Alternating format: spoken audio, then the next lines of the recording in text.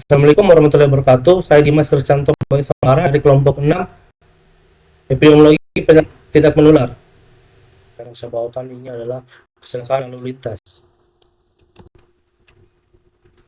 Untuk teman kelompok saya itu adalah Santika, Citra, Diana Semasari, dan Dimas dan Dita Lestari. Yang pertama itu definisi epidemiologi kecelakaan lalu lintas. Definisi epidemiologi adalah ilmu yang mempelajari tentang frekuensi dan distribusi serta determinan masalah kesehatan pada sekelompok orang atau masyarakat.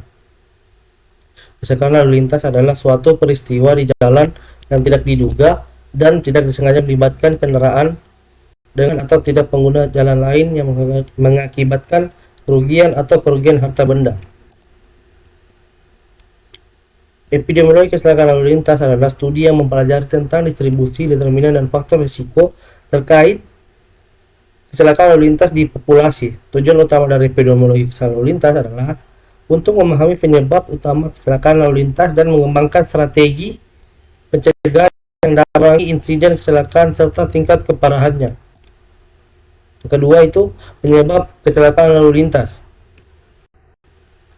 Ada faktor penyebab kecelakaan lalu lintas. Yang pertama yaitu faktor manusia, meliputi tingkah laku pengendara seperti tindakan tidak memberi peluang, pelanggaran rambu-rambu lalu lintas, mendahului pada waktu belum aman, kondisi pengendara yang letih, mengantuk atau mabuk, tidak dapat mengendalikan dengan baik.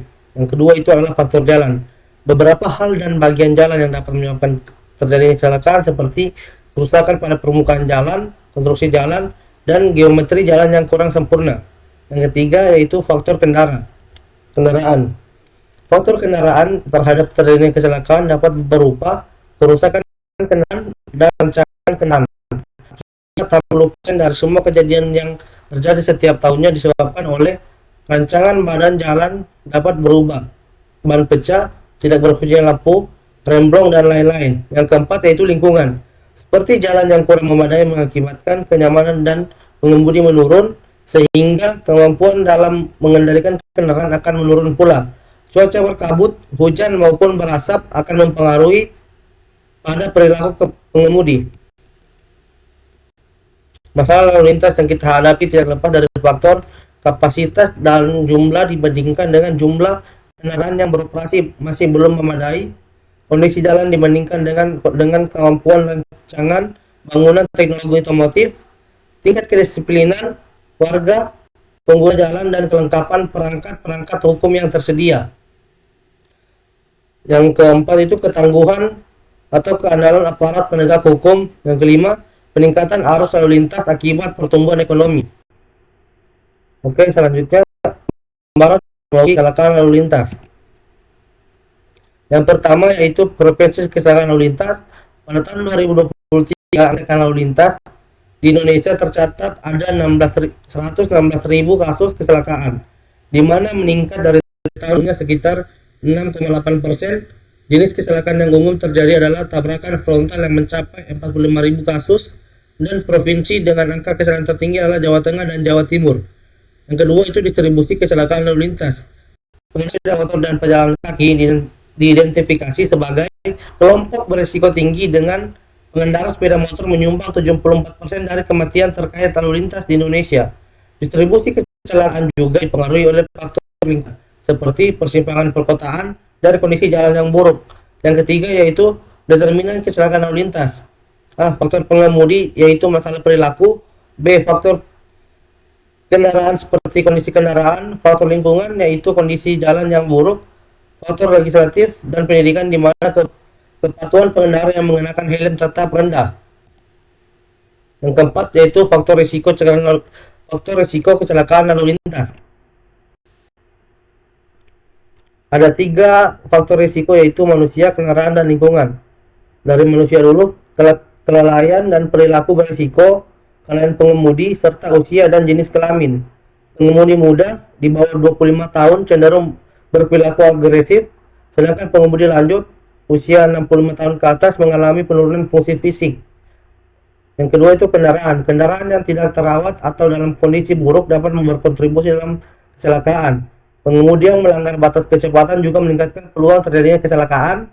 Kondisi jalan yang rusak atau tidak terawat dapat menyebabkan menjadi penyebab langsung kecelakaan. Selain itu, faktor cuaca buruk seperti hujan atau kabut juga berperan dalam meningkatkan risiko.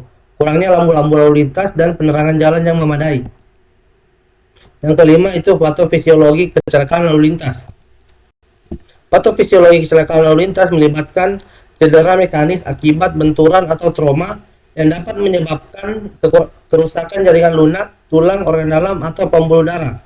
Efeknya bervariasi dari memar ringan hingga cedera serius seperti pendarahan internal, fraktur, atau trauma kepala.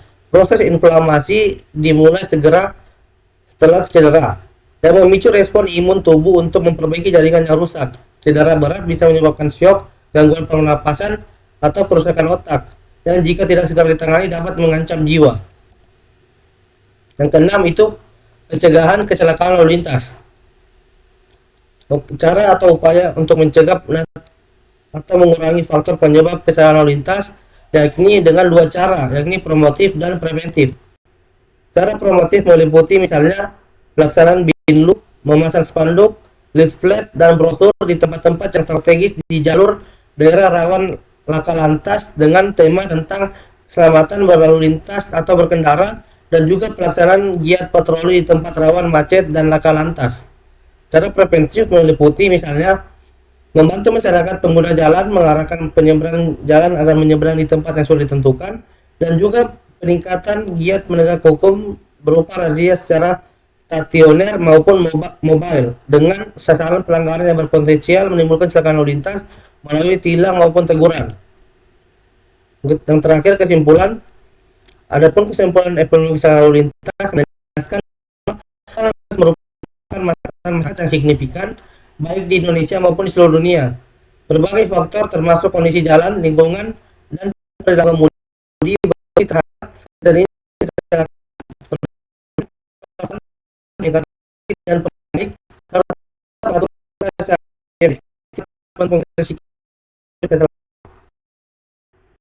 sekian, terima kasih. Lebih dan kurangnya mohon dimaafkan. Wassalamualaikum warahmatullahi wabarakatuh.